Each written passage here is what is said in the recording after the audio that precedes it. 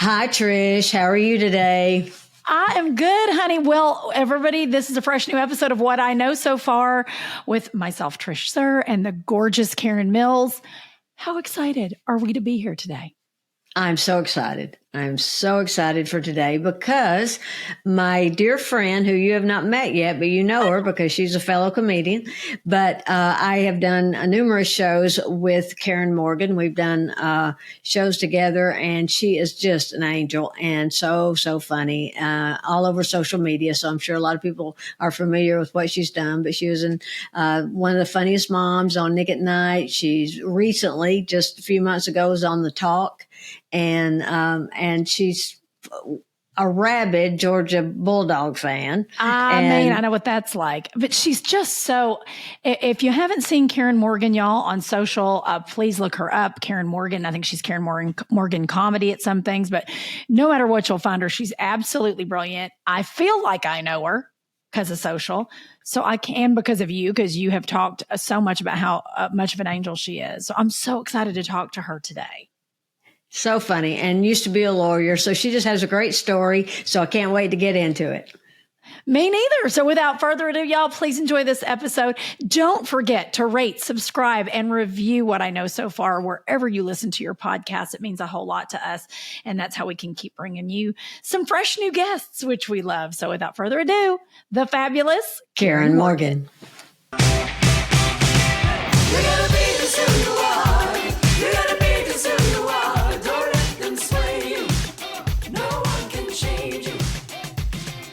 Okay, girls, I am so excited for this episode because I am introducing to my dear friend Trish, my other dear friend Karen Morgan, and I love her so much, and am so excited that she took the time to come on our podcast. How you doing, Karen? I'm good. Hey, Karen. Hey, Trish. Hi, Karen. Hi. You're like urban legend. You're like Snuffleupagus to Big Bird. I know you exist, but I didn't know, and now real life. I'm up here in the woods of Maine, just hiding like Bigfoot. Okay, talk me through that. Can we just tackle that bear? What made are you from Maine? Do I sound like I'm from Maine? No. Does her background look like she's from Maine? Yeah, I saw the big Jeep. For folks that don't know, if you're listening and not watching, she has a University of Georgia championship logo in her background. And it is magical. My husband, Jace Venture, my husband's from Rome, Georgia, Karen. Oh, and okay. Yay. All things. He's all things Georgia, everything. So I understand. Okay, so you are not from Maine. No, I'm from Athens, Georgia. I was born and raised in Athens. You're from the epicenter. I'm from God's country. I am from Maine. I was born and raised there and went to school there because my daddy went to school there. So I was born and raised there, went to school there, and then met my husband. And moved to Maine much years later. So okay, so we're going to unpack all this because if y'all don't know Karen Morgan, just get on any form of social media and put in her name, and you're going to snort laugh. And you'll be, oh God, she's there again. Good God. She's a wonderful comedian, and we have done numerous shows together called The Karen Show. Yes, which I love. And when Trish talks about how I'm not a Karen because I'm, kind. Yes. Let me tell you, Karen Morgan I am a Karen compared to Karen Morgan. I mean, it's the battle of the sweetness. It's a sweet off. She is the kindest person. No, and you are too. I mean, which is why we travel well together when we do our shows together. So the irony of the show, The Karens, is that we're nice Karens. We're just nice people. So. That's what makes it so magical. Because when she told me y'all were doing that, I was like, that is genius. Genius. And we do a little quiz at the beginning of it, and we will read give an example, Karen. It's in your head better than it is mine. The woman questions. Who was walking her dog in Central Park and called the police on that man. Yes. And we say, is she a Karen? And then they all go, yes. And we're like, no, her name is Amy. Amy. She's an Amy. Her name's Amy.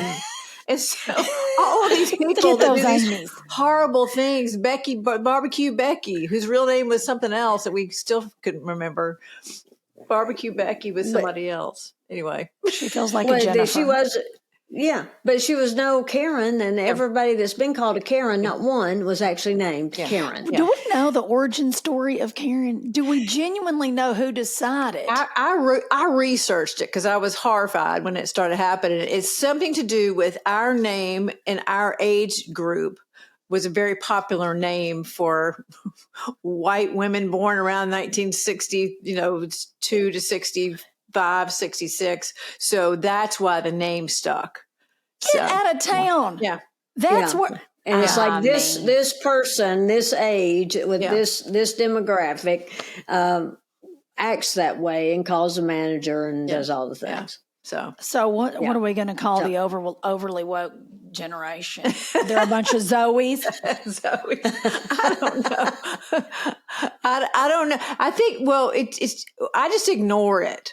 And Karen has some. You've got great material about it, which I think is wonderful. But I just kind of ignore it. Someday it'll go away, and if it doesn't, I don't care. It doesn't apply to me. So That's right. That's exactly right. Yeah. See, I love everything about that. As what I say on stage, we're Southern Karens, which means even if we asked to see the manager, we would apologize for it. That's so true. Yeah, it is so true. That's how I say to everybody, because Karen's I've never been around a human being that's more loving. Karen I always say Karen's actually Karen, Caring. She's Karen because she's so caring. But as a Southerner, I dropped the G, so it's Karen. And she's so caring and loves everybody. And even when we go, Karen Morgan, anytime that you've gone out late with Karen after a show and it's an Applebee's and that's all that's open, and Karen's like, Lord, that girl's probably on her second shift. She's tired. I don't want to bother her for more ketchup. I'm fine. That's Karen Morgan. That is Karen Morgan. So I think we got to change our show name to Caring with a G. Yeah, Caring. The Caring Karens. The Caring Karens. It's the battle of the niceness. Yeah. But anyway, beyond that, we have a good time together, and we're really not that nice, are we, Karen? Even though we are, but we're not. What would you think you're because I've been around you a lot. There's a difference between being kind and being nice. Yeah. I agree with that. I'm kind. You are extremely kind. Yeah. You're all kind. No, everybody's kind. Yeah. Nice sometimes feels like it's not sincere. I feel that the Southern I feel nice. that too. Yes, Southern nice or cute. When people say, "Oh, they're cute," I always think that's like that's so sweet. It's just said with just enough vinegar that you're like, like there's some inner monologue beyond what you're really saying. That's right. It's like, I want to know. I want to deep dive Karen Morgan. Karen Morgan, if you're from Athens, because we just did an episode, our last episode that aired. We talked about how we got into comedy, but I'd love to know, did you always know you were going to do stand-up? Oh God, no, absolutely not. Beyond no, I didn't start doing stand-up till I was 40. So I practiced law for many years, and then I had babies. And then comedy came mostly after the babies. I always loved watching comedy. Like I've always, I had a good sense of humor and enjoyed watching comedy, but never thought I would actually do it. And certainly never thought I'd still be doing it to this day. What kind of law did you practice? I was medical malpractice and criminal defense. Well, that's not stressful. No, there's no stress. There's no stress at all in either of those things. And which is why when I had 3 kids, I went back to practicing after my first child was born.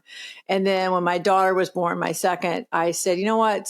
I can't do both of these well. And I think that my kids probably need to be priority. So, and after that, I was kind of happy. I'm like, murderers, my children, pick one, But law, I think law is kind of like the toughest version of stand-up. Because It is, but you know what? Stand up is harder. People do ask me that. I stand up. There's stuff involving stand up that's harder than practicing law. Once you get the basis of law school and the basics down of the actual knowing the law, the trial part, it's not like you're standing doing an hour of comedy without notes in a notebook and I didn't think about that. There's people helping. There's a lot more involved. It's not just you by yourself there, and that to me is the biggest difference in stand up and why it's a little bit harder. It's just you know, fall or fly, whichever one you want to do, but it's you by yourself. So Thank you for making what we have all chosen sound somewhat elevated and intelligent. I don't have a law degree saying that, but I love the way you're like, listen, this is much tougher. It is. It is. But I can see what you're saying because you don't get second chances. You can't reference notes. Right. I mean, granted, no one. You don't have an assistant handing you papers and helping you. Yeah. Exactly. And so what was the moment? 3 babies. Talk to me about that. They're in school. They're done with school. Like, what was the point where you were like, I think I'm going to get up on an open mic tonight? Or like, what was that like? None of them were in school. They were all babies. Like, they were 2, 3, and 4. Mac was 2 when I started. So, and a friend of mine was taking a workshop, at the local comedy club. And I'm like, that sounds like a fun night out. Like, I literally wanted to get out of my house for one night a week. That was truly what it was. And so I didn't even tell Scott, my husband, I didn't even tell him what I was doing. I'm like, I'm going to see some friends. Like, I never told him what I was even doing. I'm going over to Bible study. See you later. I've got cooking class now. I'll be back. So he didn't have time to ask, because then he had the 3. He was home with the 3 of them by himself. He didn't have time to ask me where I was going. So anyway, it worked out great, and the timing just happened. And Karen, I'm sorry, you've heard all these things, but Nick at Night was having a search for the funniest mom in America when I finished my stand-up workshop. And my teacher said, hey, they're having this contest. And at the time, because my kids were all babies and, diapers and bottles, all my stuff was very mommy oriented. So he sent my tape into the Nick at Night thing. And then I ended up being a finalist in that. So that's how it started. I mean, so done practicing law. Let's say you're 5 years removed, 6 years removed from law at that point? Well, actually not, because my 2 years. 2 years. Yeah. 2 years removed from law. Yeah. And hard left, hold my beer. I'm going to go. I'm going to do comedy. I didn't plan on doing it. Like, I didn't go, I'm going to do this as a second career. It was more like, this is fun. This is funner than right now on Monday night staying home. I need a break.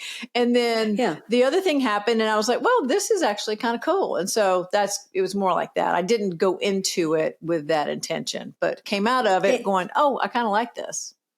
Well, in school, did you have, were you funny? Did you do things in school that you had like a comedy? Like, were you in improv? Were you in theater? No, but I'm mystified by you, Karen Morgan. This is fascinating. Well, and Karen talks on stage about being an introvert. Yeah. She is. I mean, she's not going to be the class clown. I'm sure she is the very studious one in class, and nobody would ever know. But she just has a great take on things. But let me ask this, because I'm an extroverted introvert. I'm an introvert. I know a lot of people would probably think the latter, but I really am introverted. Yeah. Do you feel you are, Karen? Oh, Morgan? absolutely. No, extroverted introvert is definitely the label for me. Karen Mills, how about you? Yeah. I used to be an extrovert, but since going into comedy, I'm more of an extroverted introvert, because, once you do your stage thing, then you want to go and not. Yeah. Yes, agreed. I'll go be the life of the party. I want somebody else to be the life of the party if I'm out. I've had my time. Yeah. Okay, that makes me feel better, because I thought just maybe it was part of who I have become, like my makeup, but it makes me feel much better, because I don't usually ask that question. But that makes me feel better, because I started going, man, what's happened to me that I've become I don't, like you said beautifully, I don't have to have a spotlight on me. Y'all do you. lovely. Right. Because we do this, you have to kind of go back on your power pad and charge back up. Yes. Yes. Yeah, That that's battery, right. the That's battery exactly. is important. Yeah, a lot of times my battery will be getting really low. And I want to just belly crawl out of somewhere and go crawl back on my pad. Is that not the truth? Yeah. Isn't that the truth? So I'm fascinated by this. Karen Morgan, when you had the moment that you were like, hey, not only loving it, right, but then having, and not that it was your original intention to like, I'm going to go make this my career. When did you have, what was the moment for you that you went, you know what, this is what I'm going to do. Like this, I'm loving this enough that I'm going to make a living at Do it. something. Well, what I ended up doing was at the time I was finishing, that's when Blue Collar Comedy Tour was so hot, so big at the time. And so we finished this Nick at Night thing. And I was like, there should be a Nick at Night tour. I mean, there should be a Blue Collar Comedy Tour for moms. Wouldn't that be fun if we did that? So I ended up sort of, again, I didn't know what I was doing. The best thing is when you don't know what you're doing, you just pretend like you know. And I had no idea what I was doing. But we Fake it till you make it. Yeah. Well, and you're bolder when you don't know. I mean, that's Yeah. what we just talked about in a previous episode. A lot of times you're bolder with your choices because you don't know to be afraid. Yeah, that's so true. What pile of poo you're about to get in, and you're very happy about it. Yeah, so I ended up touring for like 5 years doing the stuff. I know, Karen, y'all were doing Southern Fried Chicks, and we were kind of on the same kind of circuit of the performing arts centers and that sort of thing. And so that's kind of when I kind of enjoyed the production part of it. I like the production part. We're dealing with the sound cues and the lights, all those kind of things. I'm a little bit nerdy about that stuff. Well, and let me back up just real quick to tell you that I met Karen because I was contacted to do the Nantucket Comedy Festival, and she was one of the producers of that. Yeah. Yeah. And so that's how we met. Right. When she was producing that I comedy remember festival. when you went and did that, Kay. Yeah. And so she's just so smart. That's what I always say when we do our show together. She's the smart Karen. I mean, she can do, and Trish the same way. I mean, can do all aspects of everything. And I'm just like, please just let me get on stage. And be funny. Don't make me do anything. I'm certainly not legal bright, but I will say I'm like Karen Morgan in the sense that I love the technical, I love a logistic. Yeah. So I like going, okay, how can we do this? And how can I make everybody better doing this? Because sometimes you see the holes. For me, I see the holes where I'm like, that could be better. And that's when I started like controlling on our end, being able to show up and go, here's the USB with all our pre-show music, post-show music.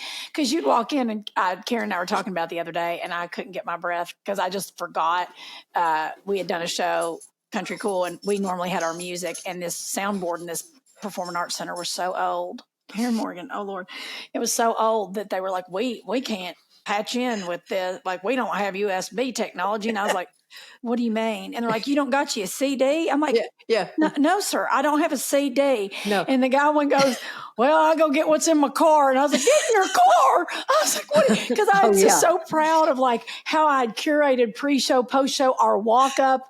I had the announcement. All that went in the booger bin. Yeah. And this man, Karen Morgan, he went out and brought in love ballads of the 80s.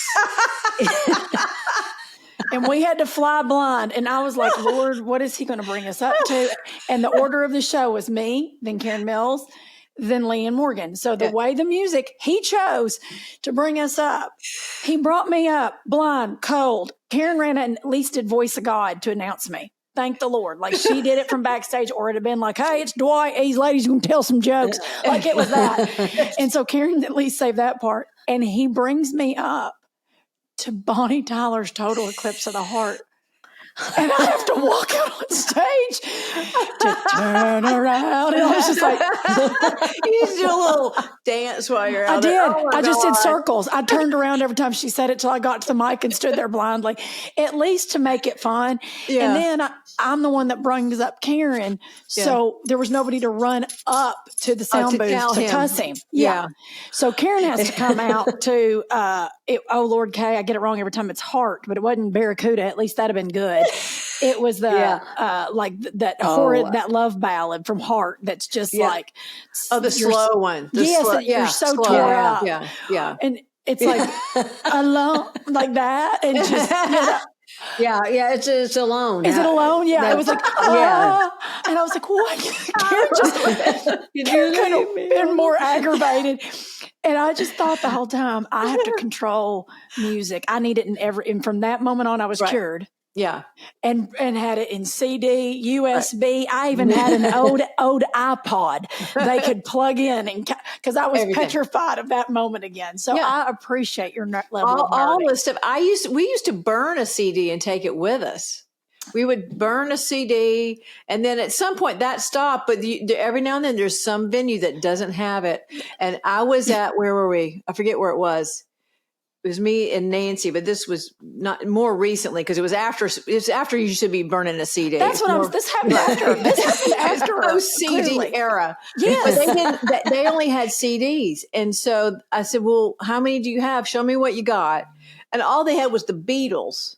And I'd have taken the Beatles. And I'm like, well, okay, that's what we're going to do. I guess this is where, what do you do? It's either no music or the Beatles. Thank you. No music or love ballads from the 80s from Dwight's F-150, 1988 F-150 Outback. It was all on brand. Yay.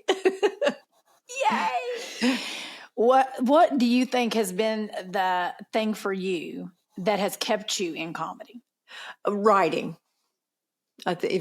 Writing is, to me, the crux of it all, like the writing process. And maybe it's because I come from a legal background of, a lot of writing and wordsmithing, and that's where the writing keeps me interested. It's certainly not the travel. It's certainly not. No, not the travel. I do enjoy being on stage when I'm on stage. I'm like, my battery gets drained, and when I'm off. But the writing is really what keeps me going. I'm still fascinated by the writing part of this whole thing.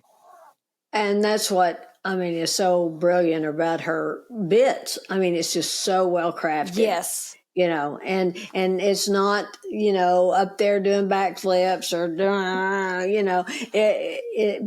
the writing is so good, and it just suits your personality and your delivery so well, which is lower key. Yeah. Yeah. But the beauty's in the words. Yeah. And that's so evident. Yeah. And the generational stuff you do is, I was telling Trish the other day that, and you could tell the bit, but the line about the battle plans, I think is just no, I've watched that joke at nauseum. Please, if I would say we're just going to take to go see it, but it's probably better if you say it. But it is so true and so brilliant because it's terrifying. It's terrifying. It's very terrifying. But it just really captures, the essence of the generations. Yeah. And you, so good. The funniest thing was when I first posted that bit, when I wrote it, and it's been a while, the bit has grown. It's now, I think the whole thing is 40 minutes long. I've got so many, things but when I first started. I just want to take a pause for a hot minute for people not listening to us right now that aren't comedians, that don't understand what Karen Morgan just said. She took a joke that was, let's say it's 3.5 minutes, the OG joke, maybe 2, the chunk, and has created 40 minutes. That's better than half of a show, y'all. I just want you to understand what she just said. That is how her brain works. And that in itself. That's how disturbed she is. That's amazing. Do you churn out like a new hour of comedy? Like what is your cycle for you? Because it's a booger. It's not a whole hour turnover, because the generations thing is more like these sandwiched pieces, like you're jacking your house up. So, I started with a little thing on the ground and a little double wide, and I've jacked this house up. But pieces in this house are old, so it's not turned the whole thing over. But that you've morphed it into 40 minutes is magic. Because every time I write something, and a lot of time too, it's people comments on social media. I'm like, oh, I forgot that. let me go back and revisit that. Or when I was home doing the album, I had the funny thing was I talk about the mothers in the station wagons in our carpool growing up. And when I recorded my album in Athens, the mothers who drove the station wagons were in the audience. Oh, And so several of them came up. Did you remember so and so? And I'm like, oh no, ma'am. Let me get my pen. Let me write that down. Don't you love those ladies that come out of Yeah. the dang woodwork and remind you of everybody? You're like, my apologies. I'm sorry. But yeah, so it has grown, and so I slowly turn over things. I think the things I turn over the fastest right now is the chunk right before Generations, because I get bored with that chunk. Like I've got the little intro chunk that kind of stays the same. And then there's that changing out chunk in the middle. And then Generations comes at the end. So that middle part gets changed out quicker.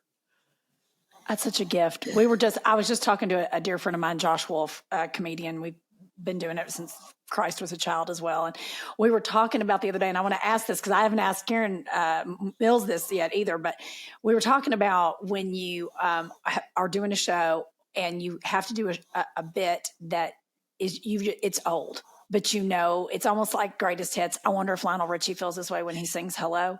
It's like, do you ever have that moment when it's something that you're like, I'm so tired of telling this joke? Do you have, I know, I say it respectfully because we're lucky enough to have material from that long, but do you ever feel that way? Yeah. I think we all do. I just get so excited when I have something new that the old stuff's like, I gotta do this old thing to get to this new thing, but the new stuff is the exciting part. So, but I do get to the point like, I don't want to do this one again, but it's the greatest hits, people want to hear it sometimes. So. Yeah, Karen, do you feel that way? We all go through that. Yeah, we all go through that, and it's such a, particularly with social media, it's such a balancing act. This has been put out now, so people are familiar with it. So, do I keep it? Do I lose it? Do I replace it? And then the second that you don't do something.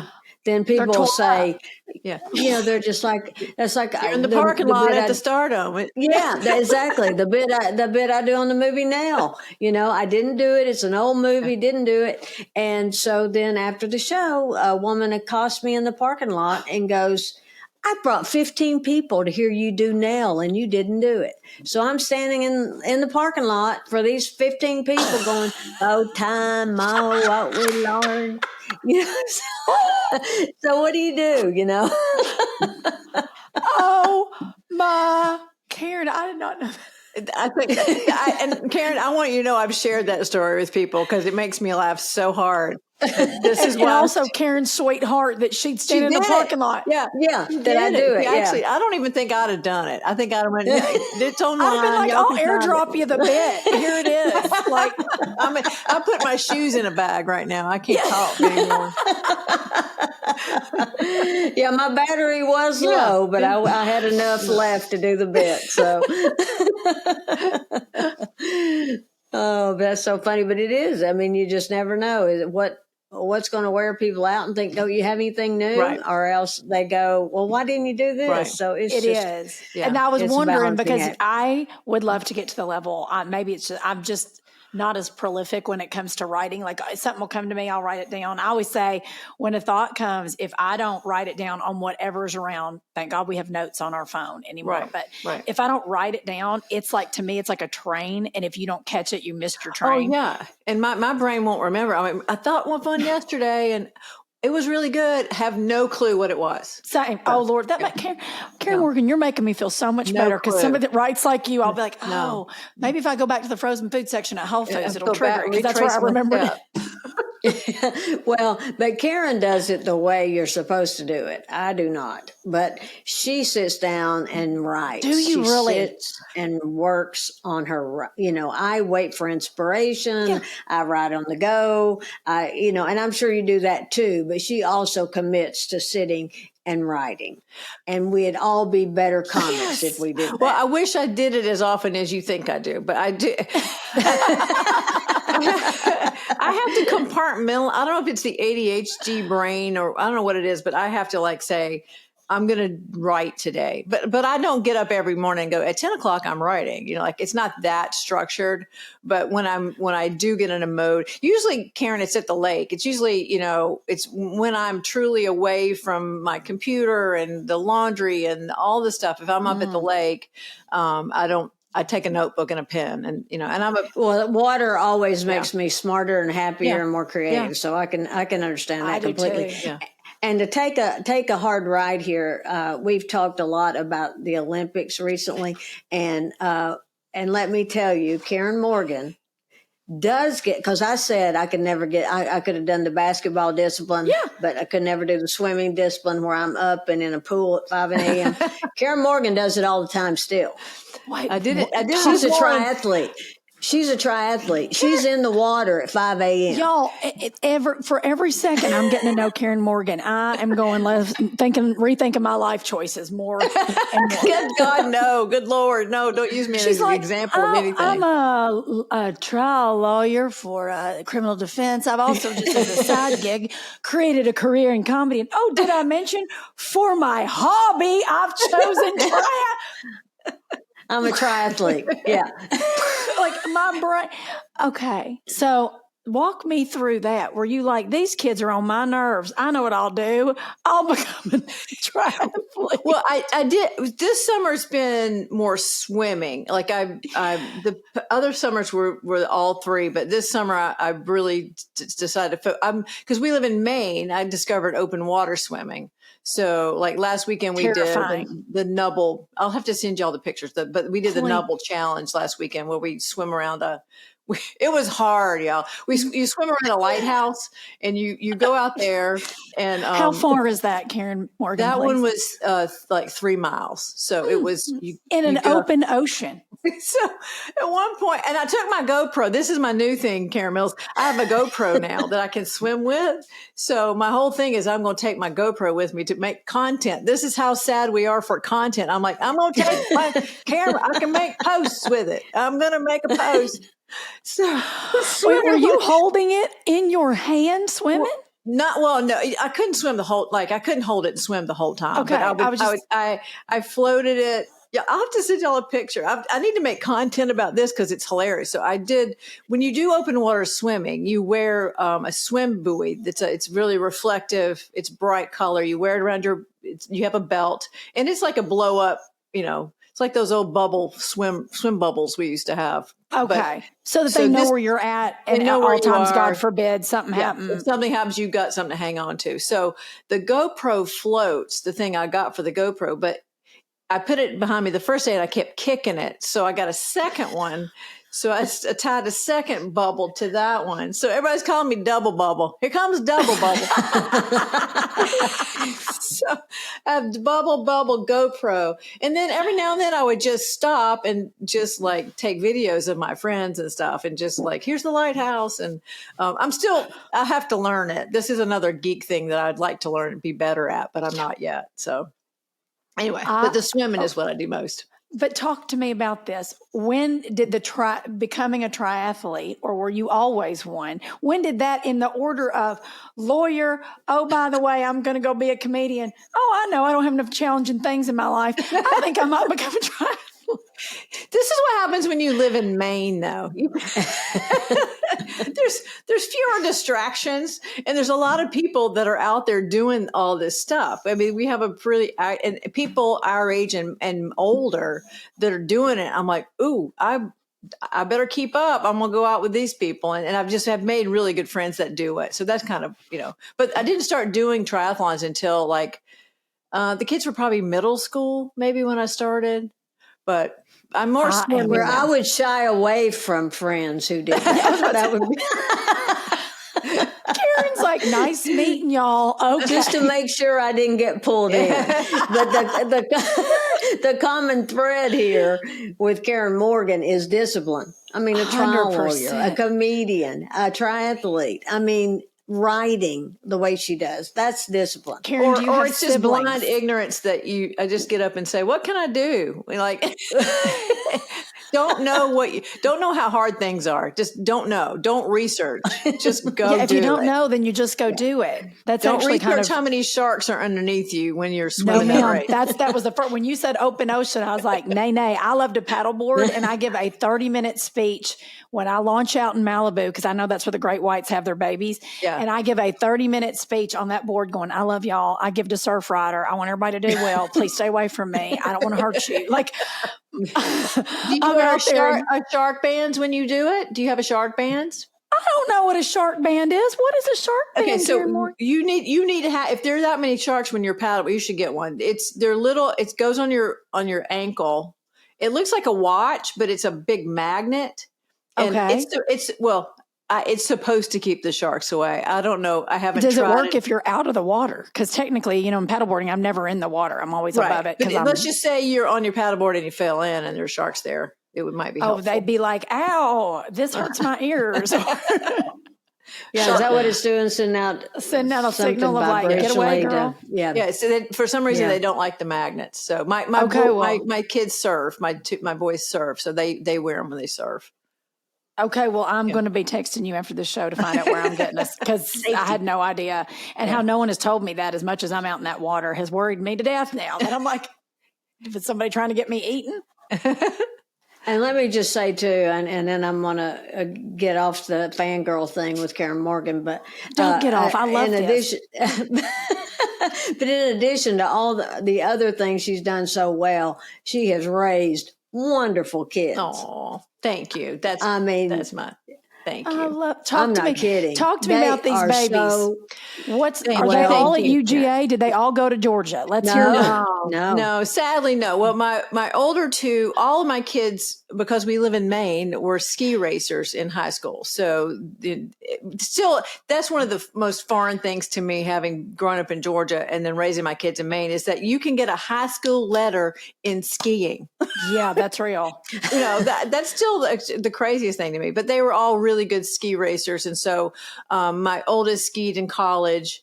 And then my daughter stopped skiing when she got to college. And then my older two went to St. Lawrence University, which is way upstate New York, almost to Ottawa, Canada. So like way up north. And then my youngest, who's got one more year left, we hope 1 year left. And then he's at College of Charleston. So.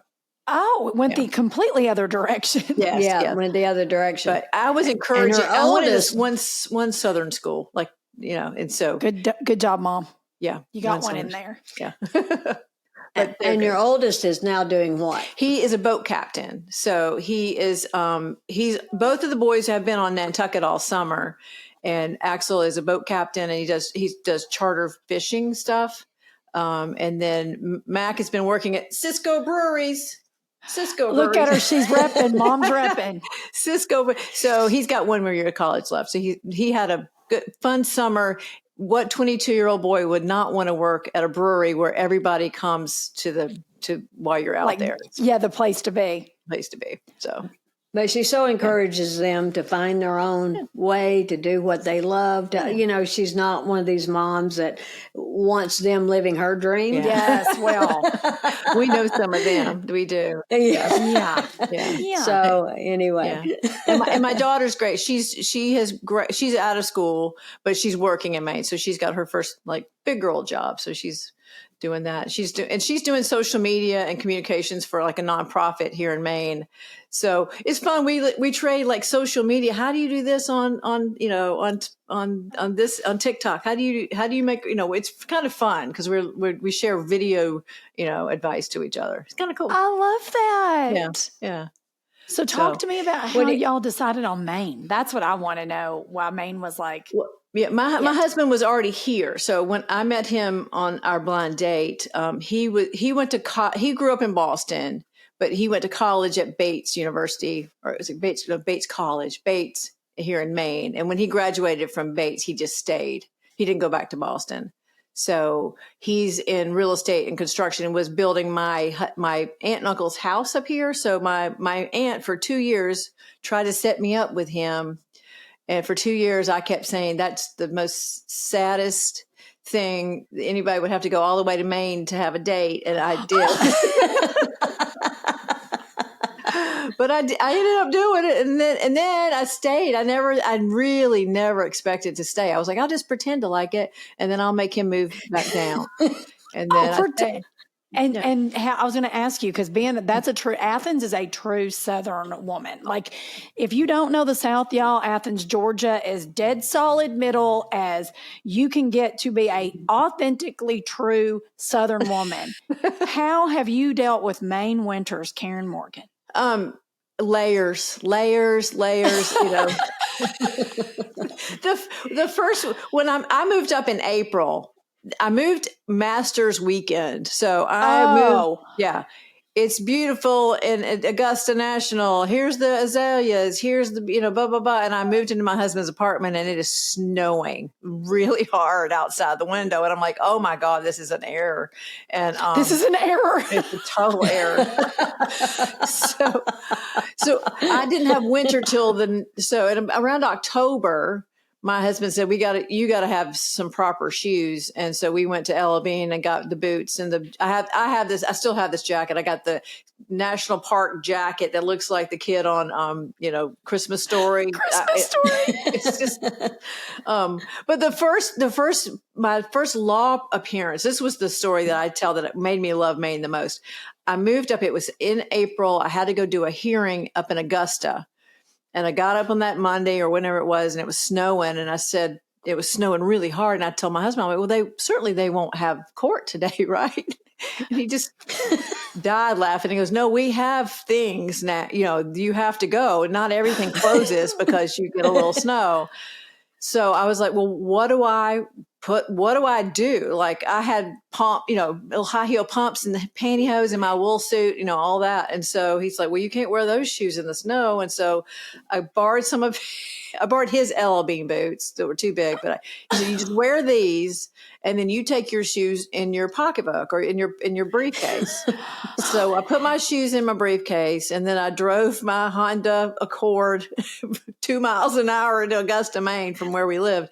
And I got out. And so, because I was driving so slow, I was almost late. And then I got out of the car, I scooted in the booth. And then, I looked down to get my shoes out of my briefcase, y'all, and one of them had fallen out between the car and the courtroom. And I didn't have time. I'm like, oh, well, I can do this in 2 boots that are too big for me, or I can do this in 1 shoe that fits me and just maybe put it behind me. I didn't know. I was like, what do I do? So I ended up just saying, screw it. I just want to wear the boots. I'm going to look stupid, but at least I can stand up straight.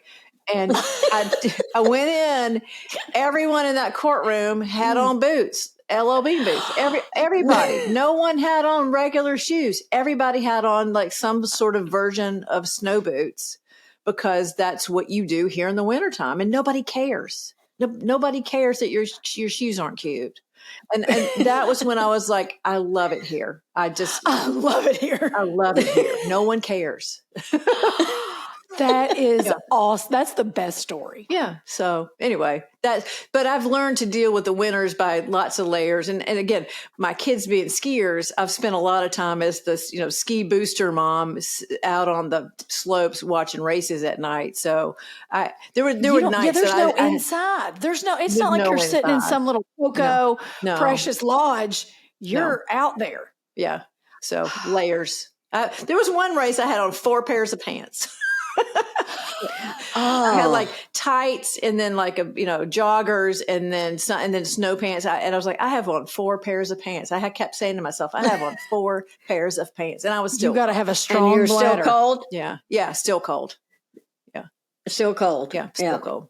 But anyway, it's now that they're not ski racing, I don't have to be out in it all the time. I'm perfectly happy indoors. Do you triathlete train outside in the winter? No. Oh, no. Okay, just check. No. I wanted to see. No, but you getting up at 5 a.m, getting in a pool. In the pool, yeah. We'll below 0. Yeah. I hibernate when it's that cold. Oh, yeah. I don't go. I'm with Kay. Anything. Yeah. I'm with little Kay. I will tuck in. I moved from. I've lived here in Southern California from Kentucky, Karen, since I moved in 97. I went to college at Arizona State. I hated the cold. Like anywhere that I could follow the actual tract of the sun. I kept going. I did. I'm such a weather. Yeah, I call myself a weather weenie because anytime I don't fake it. I just went to Utah to see one of my dear friends who she lives in Heber City, just outside Park City. Yeah. And it had snowed. I had to drive up the mountain from Salt Lake in 11 inches of snow. And I was crying. You went up that pass, that tall. You know the one. Yeah, I do. Yeah. And Utah people are precious and like a Hallmark movie until it snows. They drive like buttholes when it snows. They will run you off the road. Yeah. And I was in the slow lane praying to the Lord, please don't take me. This can't be the end of my story. It was terrifying. Yeah. Snow people have a different constitution to them that sunny weather people, we are weather weenies. Well, that one road going up there, because my older son would do boat captaining in the summer and lived in Utah in the wintertime. And so he was describing this road to me and how they closed it all the time because of avalanches, and they closed it all. And it's everybody has to get on that one road to go up there. And so, correct. Yeah. And it's a dragon. If you've ever been in the Great Smoky Mountains and had to drive that wretched, Karen and I have. Oh my God, the dragon. Have you ever done that? Have you ever driven the dragon? It's horrid. There's not enough saltwater taffy in Gatlinburg to get me to go do that again. It is akin to that. It is very much that road. And when it snows and it's icy and there's 18 wheelers and a bunch of good old boys and their dually trucks. And no guardrails. It's no guardrails. Yeah. No, it is. Yeah. No, thank That's what I know. I'm like, give me sunshine. I'll take an earthquake in California any day. Yeah. What I know so far is you will never find me on the dragon again. Never again. That's what I know. Lessons learned. I don't know who it is, but it was a TikTok person who every winter she does these videos of she's scraping ice off her car. She lives somewhere in maybe Boston. She's like, there's no earthquakes. There's no tornadoes. Like there's no bugs. Like she's doing all the things we don't have here, but she's cussing, scraping the snow off her car. There's no alligators. There's no. Just keep reminding yourself, sis. Yeah. It's cool. It's fine. I get it. I receive it. That's what I say every time I pay my taxes in California too. There's no hurricanes. That's what I just keep saying. Look what I pay for. Look at it. Karen, we have questions we ask everybody on this show that we call it's kind of our fast five of what I know so far. So we're just going to ask you a couple and see which ones, because you're so fast. I'm not worried about you answering any of these. One of our favorites, though, is always asking, toilet paper, do you put it on over or under the roll? I sit it on the back of the commode.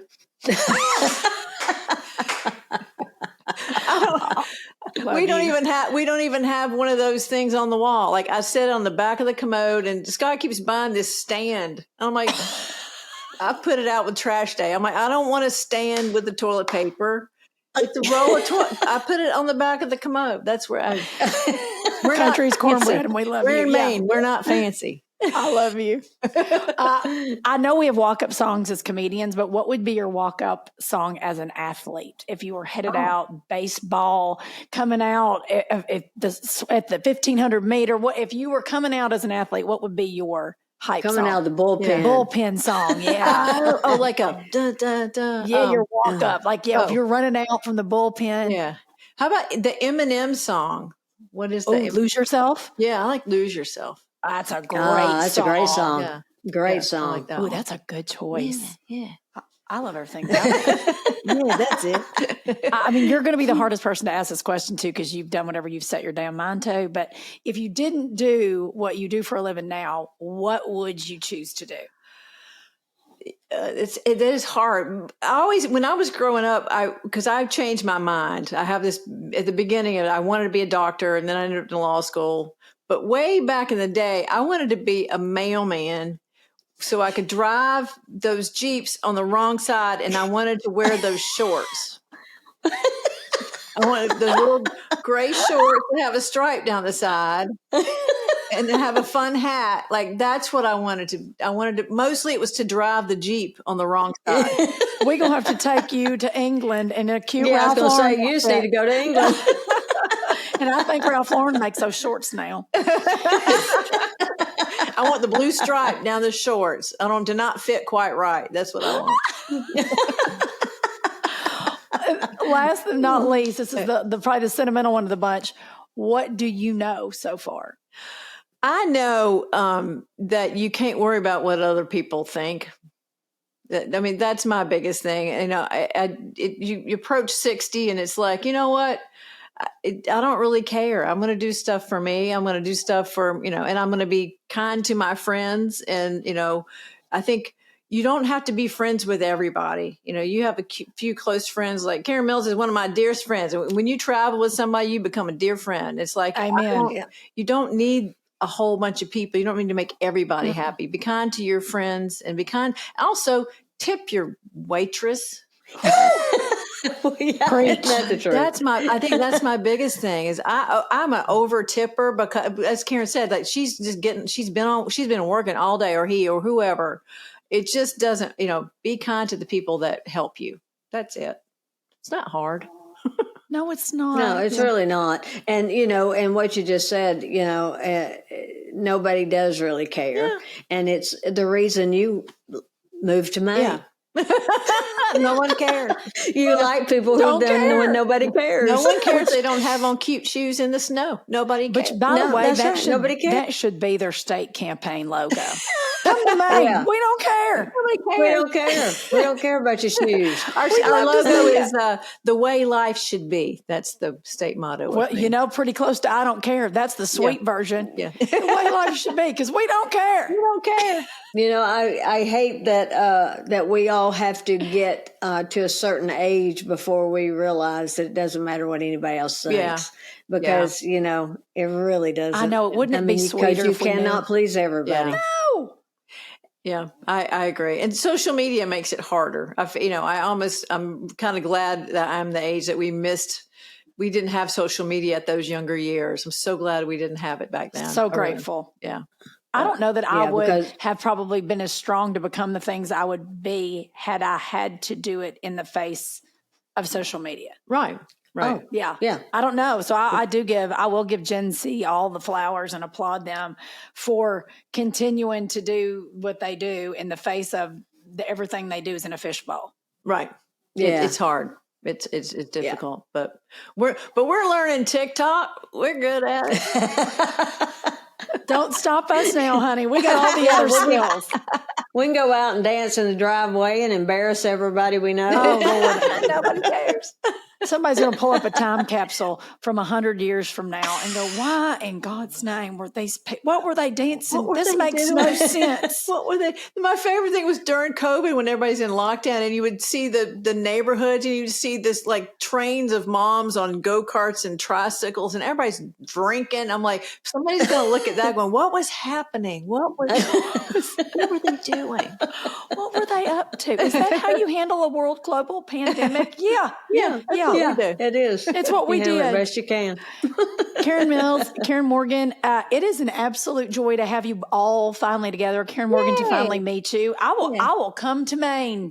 Come to Maine, or I'll come to California and see you, or we'll meet in the middle somewhere. Welcome to. We need to all do a show together sometime. Oh my God, I'd be in a ditch about it. How much fun would that be? We would have a ball. That would be so much fun. We'd not stop laughing. My cheeks would hurt the entire time. Trish and I will procure a wonderful set list of music, walk-on songs, and lighting cues. Karen, all of us, we will be lit like the Lord. We will make it a dance party, and everybody will have a time, and everybody will be logistically on time. No, I would love that. That would be so much fun. Thank y'all so much for having me on and for doing what y'all do, because I love your podcast. I watch it. I'm so happy to see y'all on here and doing it. Oh, thank you, Karen. So fun. Y'all, and Karen, so I don't mess it up, Karen Morgan, will you please tell everybody, we're going to put it in the show notes so they can find it, but tell everybody where they can find you on social. All the things. My website's KarenMorgan.com, and then the socials is like at Karen Morgan Comedy.